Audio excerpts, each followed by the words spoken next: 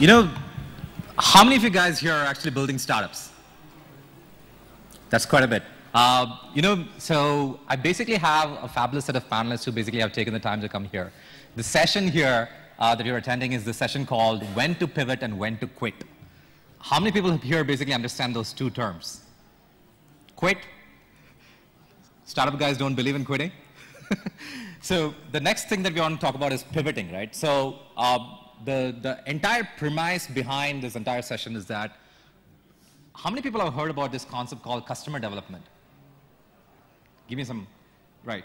So the entire model, I'm just going to give you a brief so that these guys actually have a baseline they can build up on. The customer development model basically says build a great product, put it out in the market, and the market will tell you whether they like it or not. If they like it, build more of it. If they don't like it, then basically take back the stuff and basically see what you need to do, right? A lot of the time, what people don't understand is that the market actually says maybe, and that's when you're screwed, right? The market basically completely is quiet and silent. You put the product out, people are signing up, people are not engaging in the product, and then basically the whole spiral basically begins. So that's what leads to a startup being around for 7 years and still not getting anywhere. Right? So that's the context. So I want to basically get this panelists. A lot of these guys are basically in various stages. I want to introduce Samir Mehta, who is with Atlas Ventures. He advises a lot of startups. He has been building large-scale companies. And the favorite two sectors that he's been interested, apart from energy and water, is education and healthcare.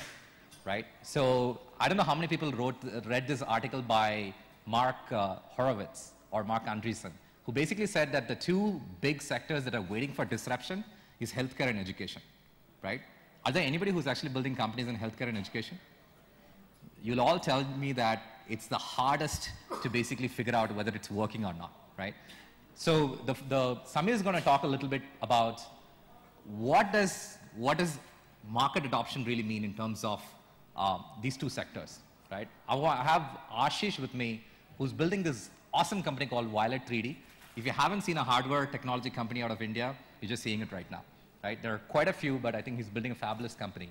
Ashish previously used to work with Apple. He was one of the designers on the original iPod team. He worked with Harman. Right now, he's building a company out of Bangalore, a brilliant company. He's going to, despite building a hardcore IP-based business, the first advice that he probably got was sell the IP as soon as possible.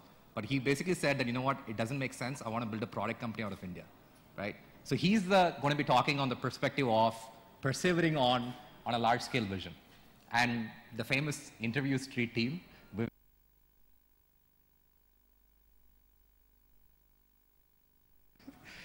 There you go. So you have your, so I don't know how many people know, but Interview Street started off way far from where they currently are right now, right? They're in the third business model right now, and they're actually found a product market fit. I want to basically get him to talk about when do you pivot, right? When do you know that the market that you're talking about, there'll still be this one or two customers who are paying, but how do you basically pivot? So I want to start off with Samir talking about market adoption, right? Sure. So I think health education, both $50 billion markets in India, huge, very distributed, highly fragmented, right? A lot of old school thinking. I'll be quite honest. I spent a lot of time living across the world, looking at innovation, scale at real rapid scaling, and I come back to a family business that's 77 years old, and it's the smallest of the businesses I've ever worked on, right? Strange experience. And I've spent the last 3 to 4 years working now with a bunch of new companies, a bunch of old companies, a bunch of very big hospital, education companies, ranging from guys who are really small, teeny weeny, who don't have customers yet, to guys who are the second biggest in education and train 7 million, 8 million students a day, right, at scale. And I think the Indian adoption cycle in these two spaces is just weird, because from a tech space, you expect the market mavens. There'll be a geek who tries out the toys.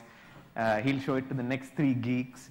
When 5 geeks kind of like all say, hey, there's some great apps, you have the early adopters start jumping on in a greater band because they've got some proof of concept. You've had some buzz in the market, right? And so it follows the hockey stick typical adoption curve. In things like health and education, that's not the case, right? And the reason for that is old school means trying new thoughts is really difficult. These are two businesses, if you think about it, that fundamentally fit low on Maslow's pyramid, right? And they actually hit multiple points on Maslow's hierarchy of needs, right? Health is fundamentally a security shelter thing in addition to being health. And of course, you have education that hits not only basic development, but what you think of enlightenment at the top end. And I think what we find is McKinsey, everyone's seen the reports about these are two of the top 5 fastest growing sectors in the next 20 years or so. But what people don't understand is in these sectors, your customer will disrupt your market for you. If you can make a great product and you can sell it to a customer, right? And the customer will pay, because the customer in this sector actually understands the sector probably a lot better than going and talking to a hospital major, a pharmaceutical major, a university that's out there. I mean, let's be honest, the vocational skills business in India has attempted and failed. The government set up all these centers, these infrastructure is sitting there, not used at all, right? And now all of a sudden NSDC has come out, written huge checks to a large list of companies, and all of a sudden buzz is up again. And at the end of the day, what are all these guys struggling with? Finding raw material to send through a processing plant where there's a guaranteed job that guarantees them a paycheck that is 10 times higher than their previous ecosystem, right? Strange. So if you understand your customer in this space and you can get your customer to pay, world is different. So what does it mean for an entrepreneur and guys like you out there? These are two huge sectors. So if you're not excited about these sectors, please start getting excited, right? Because India desperately needs you. This is fragmented. This is where there are a couple, maybe you won't get billion-dollar companies yesterday because they take time to develop in this space, but you will probably get simple 100, 200, 300 million dollar things, and guess what? The 5 guys sitting around you are not chasing the same space. That concept of hyper competition that you've heard previously is not in this space. Here the problem is you have people who want to go back to the norm, right? Who don't know any better, who don't see any better in terms of their market adoption curve. So for those of you who are thinking of starting education or health, why don't you tell us from an audience perspective what you'd like to know about these spaces in terms of customers?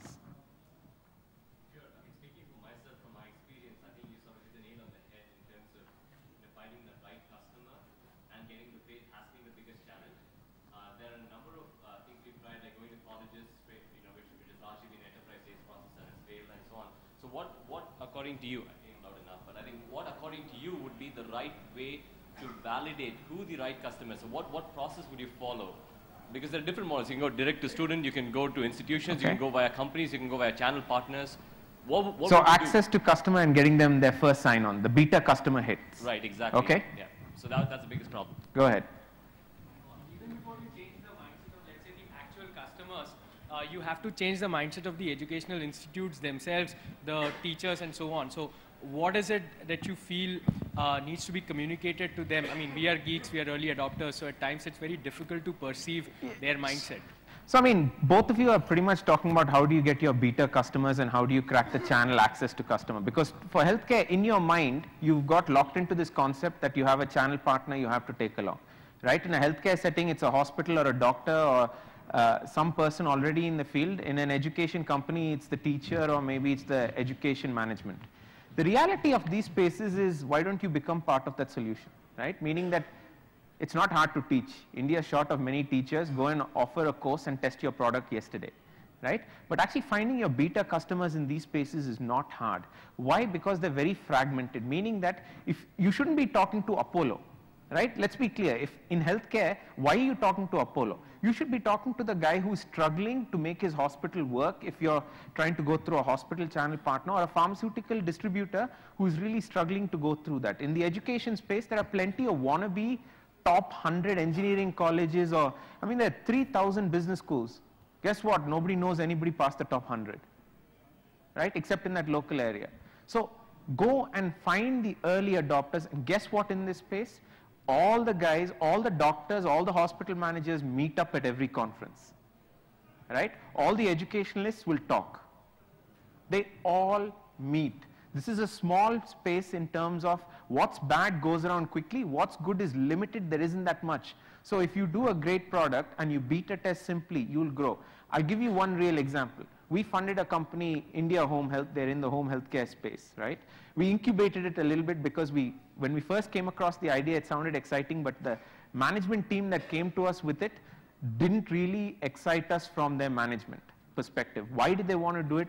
Not. And actually the reality, the person who came up with the idea is an advisor to us, but has no interest in wanting to ever run this company. That's the irony, right?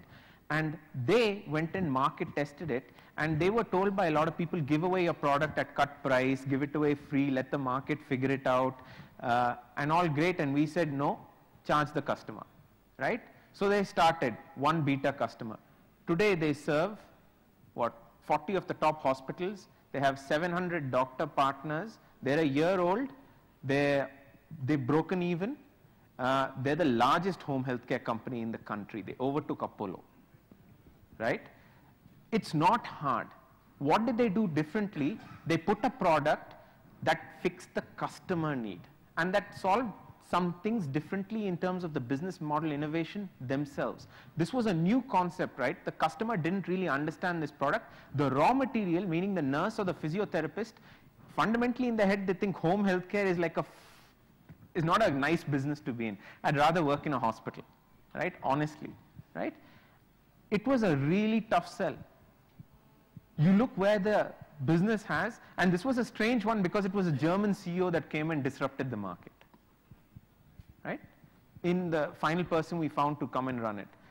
What you find is the beta customers in these sectors are easy to find. Normally, there's some relationship in your ecosystem. If you go to a family doctor or you have a teacher that used to teach you in school, go and ask them, how do you disrupt these two spaces? This is not the same as, say, energy, technology, where, to be honest, you'll have a lot of people who are skeptical. Here, people haven't seen the light. People don't know what is a better reality for them. And guess what? The opportunity spectrum in this space is huge. We heard in the last talk about friction, right?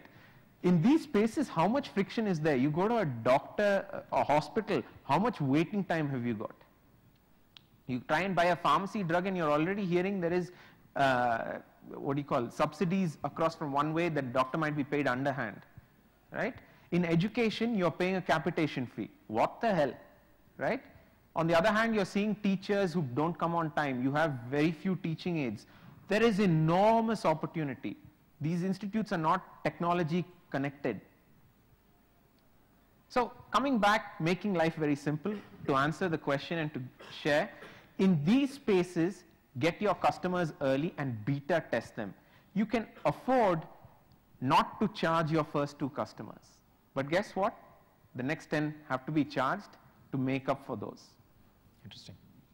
So I think that's pretty much a very interesting start. Vivek, you want to talk a little bit about what happens if those 3 customers are not paying? So you want to? Yeah. Okay.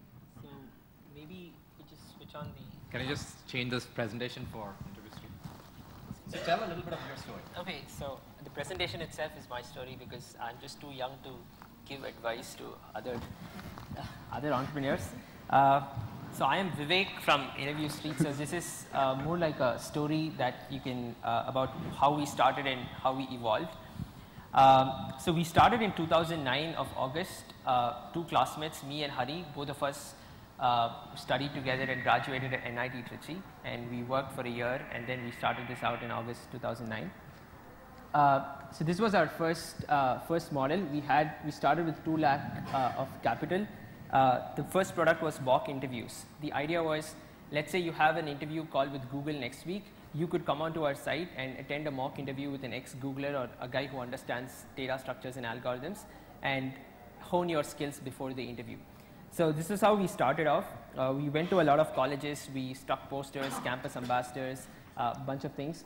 We got a slightly lukewarm response, which means that everyone was interested to use the product, but the moment when we asked them to pay, that's like, can you like pay 350 rupees for this interview because there's another guy from Google who's taking his time off to conduct, they were like, no, I'm not going to like do it. And collecting money from students is hard. It's not that they don't have money. They obviously have money because they spend on cigarettes, booze, movies and stuff, but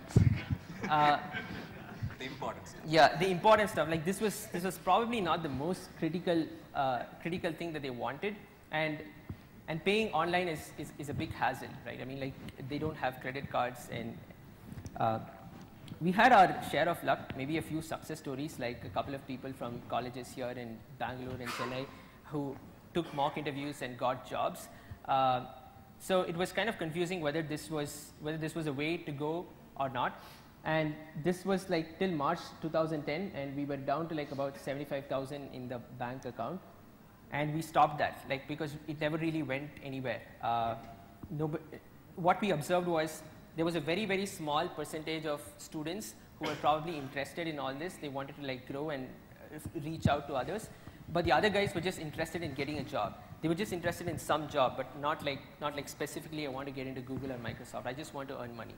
So the problem that we did was we spent like almost like 6 months building this platform of conducting interviews online. We even like kind of thought about integrating with Twilio and other things, like spent over-engineered basically, and got emotionally attached. So we didn't want to like scrape off everything. So on June 2010, we launched the same platform for masters. So which means that let's say you want to get into Stanford or Berkeley, we would connect you with grad students there who would review your SOP, your resume, and see how it works and so on. So that was on June 2010 with like 50,000 in capital, and people were like, I get this information free of cost because fortunately or unfortunately, if you mail a Stanford guy, he responds to your mail. So our business model couldn't survive, but it's good. So the only reason why we just hung on to it was that we built such a huge platform, and it was impossible to just RF or like delete the whole code and do something else altogether. So it sounds like a Rajinikanth story, but in December 2010, like we were just like about like 10,000 or 20,000 in bank account. It's not exaggerated. Like Vijay Anand knows me from my bankruptcy days. So so we just had just two options: either to join another company or to build another thing. So we sat together like for about 10 days with just pizzas and Pepsis in one room, and we built this product for helping companies screen programmers. So when I used to work at Amazon, I used to conduct like roughly about 3 to 4 phone interviews on a week, and 80% of them, like if I conduct 4 interviews, I would just reject 3 candidates. Not that I was bad, but just that's the general norm that people follow, and used to kill my developers' time. So we thought like let's build a tool which would help companies screen programmers so that developers don't waste time in interviewing and stuff. So that's the product we built. Since we were running out of money, we applied to Y Combinator in Jan 2011. We got rejected because we just like had like a normal product, and there's no traction. It was too early in beta phase. So we decided, okay, chuck all Y Combinator and funding and let's build the product. And we built, and our first customers were Flipkart. Interesting thing is like we didn't even have an interface to add a programming question. We did everything in the back end. So they used to give us Word documents of programming questions, which we used to just add, upload, and they started using it. And then I pitched to Amazon. So they started using our product in campus placements, in lateral hiring and other things. And so then slowly through referrals, we got to get into ClearTrip. Then a bunch of companies have started using us, like Zynga, Twitter, and so on. So we applied again to Y Combinator this batch, this summer in May, and so we got a call from Paul Graham. So we flew all the way for just a 10-minute interview. It was a big bet, like you spend $2,000 for just 10 minutes. If you don't clear it, it's all out. But fortunately, luckily, we cleared, and again we pivoted. So once we reached the valley, I figured that there is a much bigger problem that's probably present in the recruitment industry, which is giving programmers. So what we originally used to do was you have 100 people, and we would tell you that these are the 10 guys that you have to interview. What if we directly give you those 10 guys? which seems to be like a much bigger value proposition to companies. Now we do both, but what I'm saying is like we have kind of understood that the bigger problem to solve is to give programmers, and so these are some of our customers, and like Facebook, Twitter, Dropbox, all of them use us on their careers page for programming challenges and filtering people through it. So this is almost a fourth business model under the same name, Interview Street. I don't know why we didn't change that. So what probably the only two things that we did or that we do right now is that we keep asking users what they want. And one biggest mistake is to over-engineer stuff. Like you spend like 4 months building and launching a product and then figure out that nobody is using, but you still cannot get out of the fact that you have to remove all the 4-month work and you keep iterating and it's going to fail.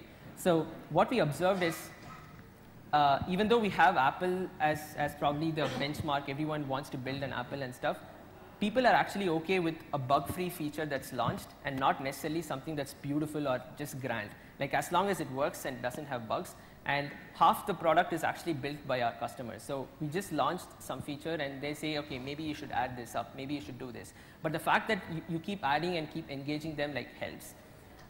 So this is one major thing that I have probably learned, and that's what we do even now. Like every day there is a production push that happens. We ask them like, do you like this? How can we change this? And so on. When to pivot? Fairly easy. Like if you don't have money, you have to. Like if you don't have money, which means you don't have customers, people are not paying revenue. That's like a straightforward way of knowing when to pivot.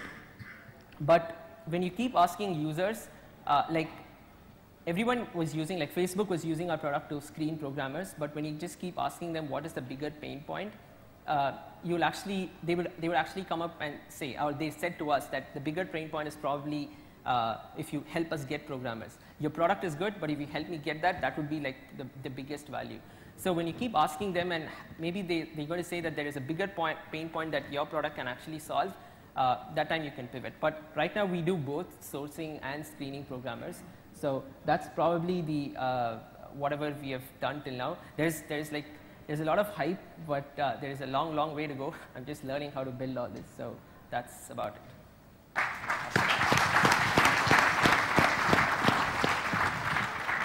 So Ashish, you're next. You've been building an interesting hardware business. I think software is much easier to pivot.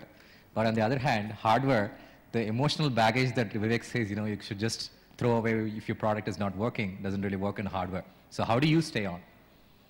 Well, Vijay, after hearing the talks of Vivek and Sam, I understand why you put this panel together. It's very interesting. He also organized us in terms of advice, just what do, and partly in middle. Yeah. So, but I want to cater the talk to a particular segment of audience, and the others could probably just switch off and do your BlackBerry stuff along. Yeah, so I don't mind. Tell me how many of you here are part of a startup, and let me define a startup. Or you feel that you're responsible for 3 or 4 people in the organization. I mean the stakeholders, the employees, yourself and your family. How many of you are in that mode? Okay, at least half the crowd. Okay, how many of you are looking to be in that mode but haven't gone there yet, and are part of this here today to understand, hey, I have these questions, can this panel help me answer these questions? How many of you are like that? Yeah. Be honest, don't worry about it, nobody's watching you. Yeah. Okay, a smaller crowd. And the remaining people, because I didn't see 100% hands up, so I would presume the remaining people are just here to either judge us to see, or to network, yeah, or to kill time, and because nobody's there outside to sit here. So all those guys can probably switch off. For these 2 guys is what I'm going to build it. And the message from me is very clear. When Vijay asked me this question, I said that's not for me, and I haven't told this to him yet. I don't think that's a question to ask. It's a very disappointing question to ask. Why should you ask that question to yourself? When to pivot and when to not? Why should you ask that question? Just think about it. Yeah. You have the luxury to ask yourself and answer any question you want. Why ask that question? A question that I would rather put it in this manner? Do you have the tools and the necessary backing to move forward on your vision? If the answer to that question is yes, then you move forward. If the answer to that question is no, then you do something to make sure that you come back on the path. So there is no question about, meaning the question, a binary question like pivot or not, is a very hard, you're just deciding, hey, should I jump into this, or now should I get out? These things, what does it mean? You have just one vision and you got to drive on that. And this is exactly what our story also is. And I'll tell you, the takeaway from this is very clearly, I'm not going to solve that problem for you. Okay, I'm just going to make you more despair. Okay, make you feel that there's no hope at all in the world. Yeah, and everybody is pretty much in the same boat. But out of that, you got to get the courage to answer that question for yourself. And I'll just share some of our grueling stories in this process of last 3 years. Vijay made a very big hoo-ha about my background and all these things. And he did, meaning when I met him, I think a month ago, not more than that, he could immediately see some of the challenges we would have gone through this process. And that is a little bit of story about maybe the answer to when to pivot and when to not.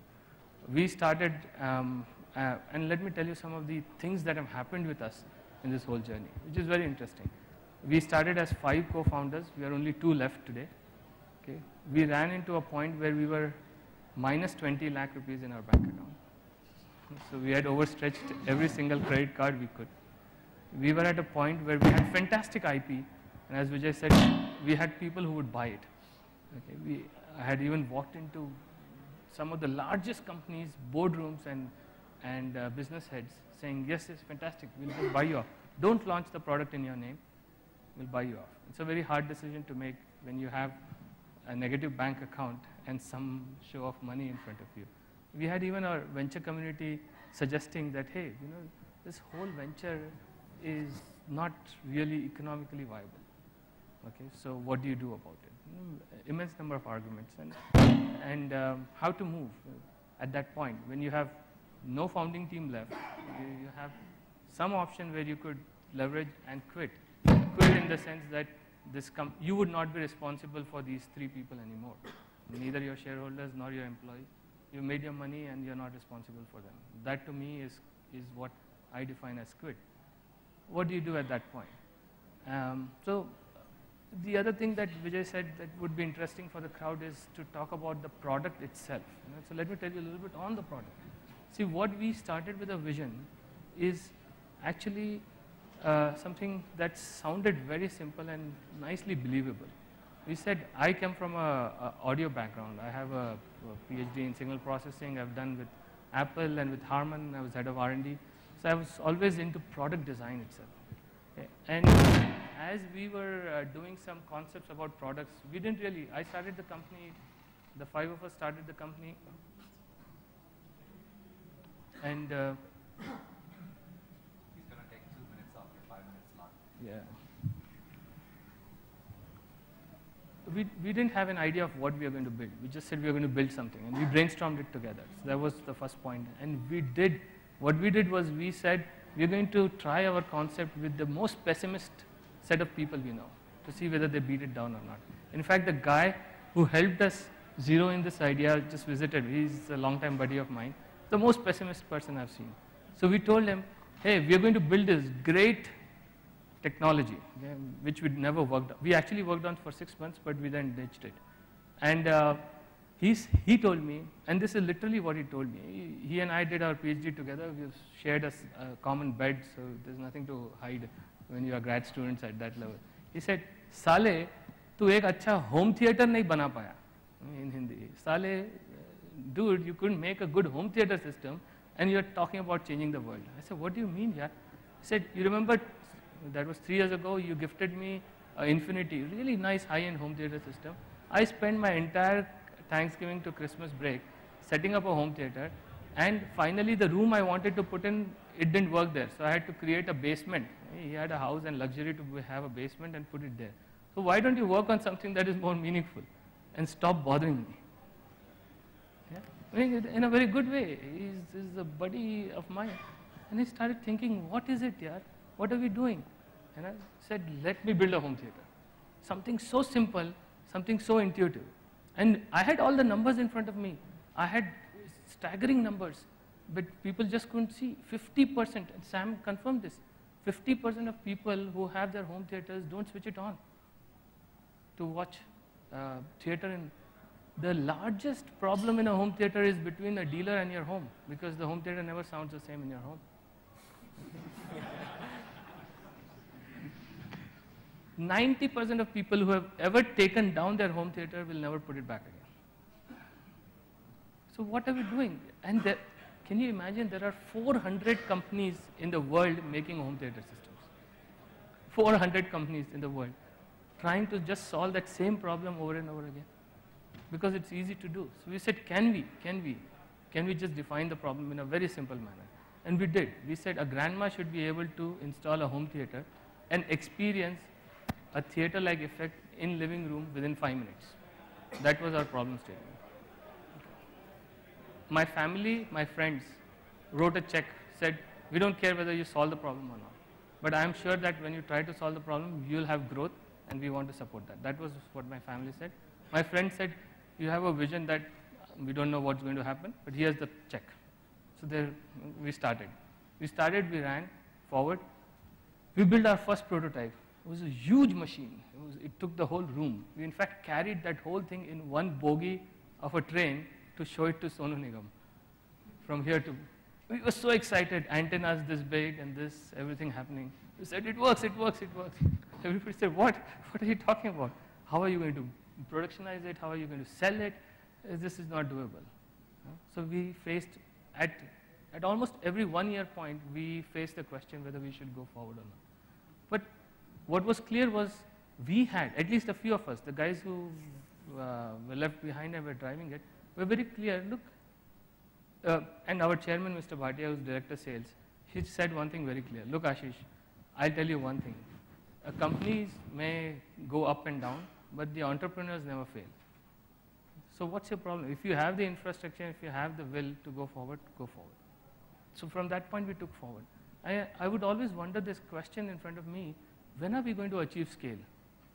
And how is scale going to come? For 2 years, we've just been working in our own little cubby hole, and people just don't want to talk, and my old laurels of Harman and Apple are also dwindling down, and people don't recognize me anymore.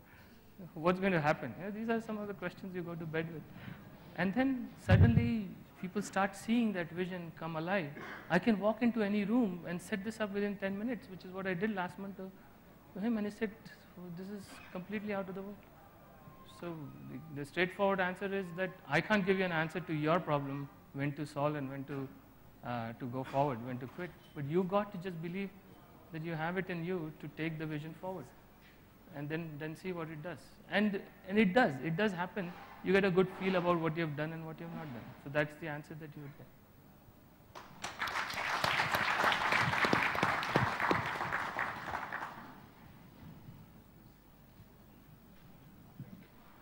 So I want to open up the floor for questions.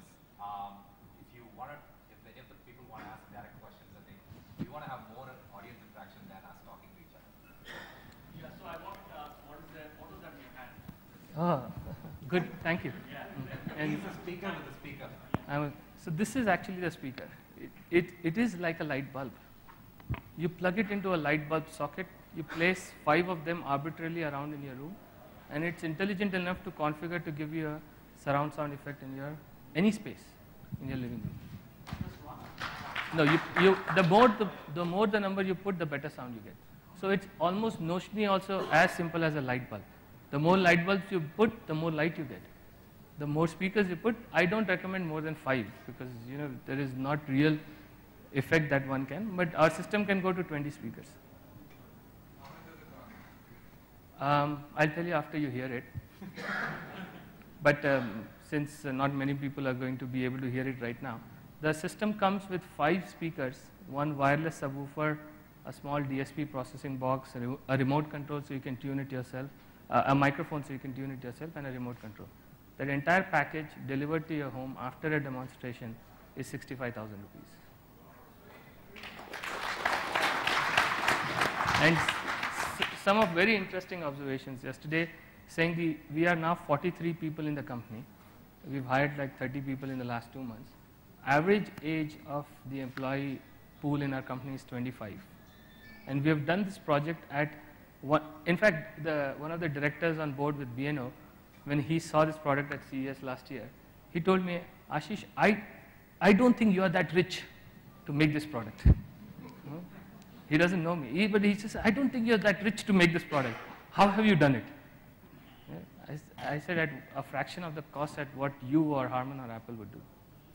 So when you have these tough questions in front of you, the answers you would get are very contrarian. The answers that you would get are things that would be disruptive.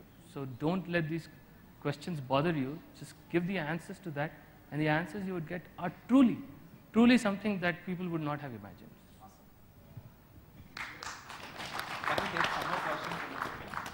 So my question to Samir, because we share the same sectors and the same experience as the gentleman shared.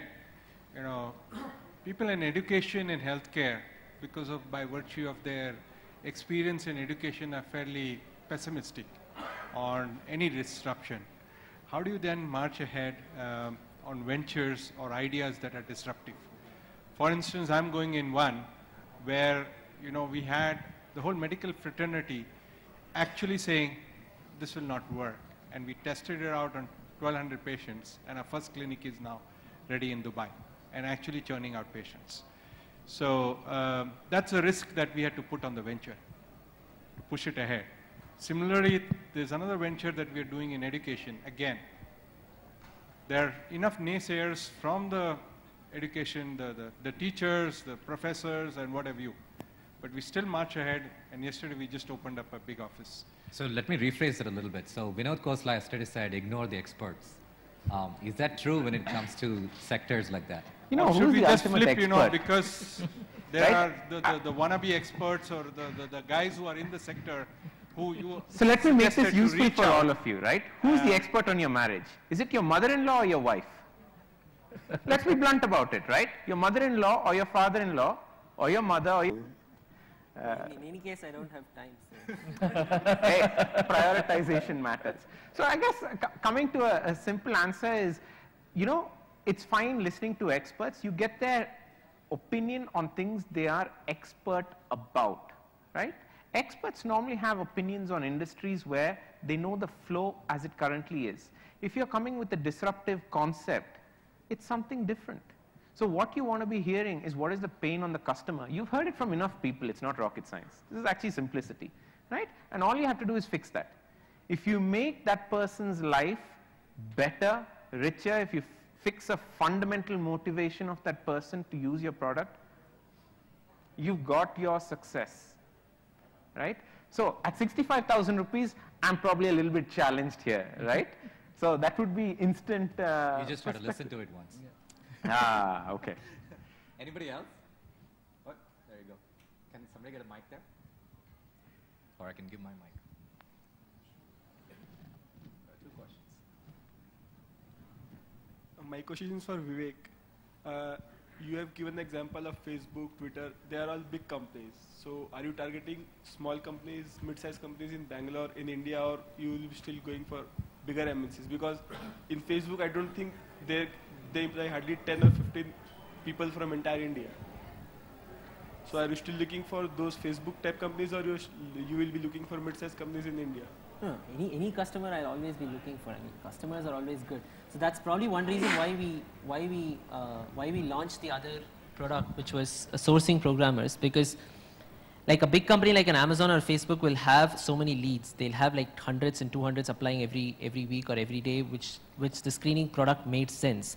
But for a majority of maybe small size or funded startups, you don't have that much of leverage. Nobody knows about it. So which means giving you leads itself is a hard problem, and giving you good leads is a much harder problem. So that's the reason we pivoted and moved on that.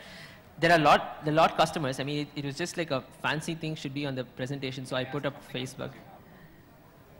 We have slightly over 100, so. That's phenomenal. Ashish, the question is for you. You you were mentioning that there are 5 of you who started, and then there are 2 of you now, right? In your venture. So just wanted to understand, what kept you going, and when people move out of a venture which started together, can you throw some light on how you handle it and what it means? So for me, and Sam hit on a good nerve, which is the wife part of it. And see, who are you responsible for finally? You got to take care of your priorities. And when we were at that point, it's very hard to make a decision at that point. I'll tell you a little bit of the background as well, is that I live in the US and the other founders were in India. The idea was that we found kind of a core technology part of thing in the US, because that still is evolving in India, especially acoustics and signal processing as such. So we did the initial prototype there, and I would drive the vision and also later on the marketing part of it in the US. But then when the guys in India all quit, like, what do you do now? I had an Indian passport which didn't allow me, and a green card which didn't allow me to even stay in India for more than 6 months. You have to make some rapid decisions. But one thing that was guiding, that was very clear, is what she told me. If you feel you're learning and if you feel you're contributing, then just go ahead. There's nothing else to think about. That's it. It's as simple as that. If you feel that you're learning, if you feel you're contributing, so it's a very, very selfish view, in fact, of doing something more holistic. It is not a selfless view. It's a very selfish view of doing something very holistic. I want to learn and I want to grow. And can we do that? And at the same time, take care of everybody who's been part of the venture, including, we still, if you look at our average pay, if you look at our cost structures, you'll be surprised. But I have only had one person in the last 3 years leaving me in the company, in spite of all that. So what I mean to say is, you got to take care of others as well, but the answer to that was very simple for me, which was, if you believe that you're learning and you're growing and you can do this, then go ahead. And that's when we made the call, and the call was in fact very difficult. In the last 2 years, we've had 2 kids to manage. So I think that's an interesting discussion. I think he's essentially touching into how do you build a culture in a startup. I think that's probably a session that's going to take a day by itself. So do catch all of these guys offline. They'd be more than happy to introduce you. Thank you very much, all of you guys, for... Thanks. Thank you all. We have another session right here in the hall, but before that, I'd like to call on Sharad Sharma to give away mementos on behalf of NASSCOM to our moderators and speakers.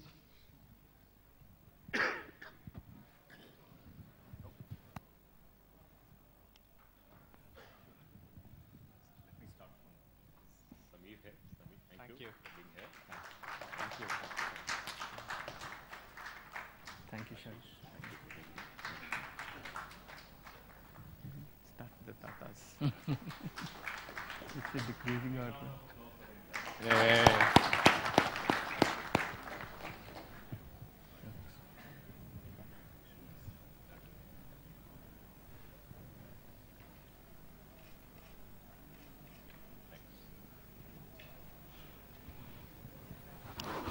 So you see the feedback that came up. I hope you've been sending the feedback in. We need feedback for everyone.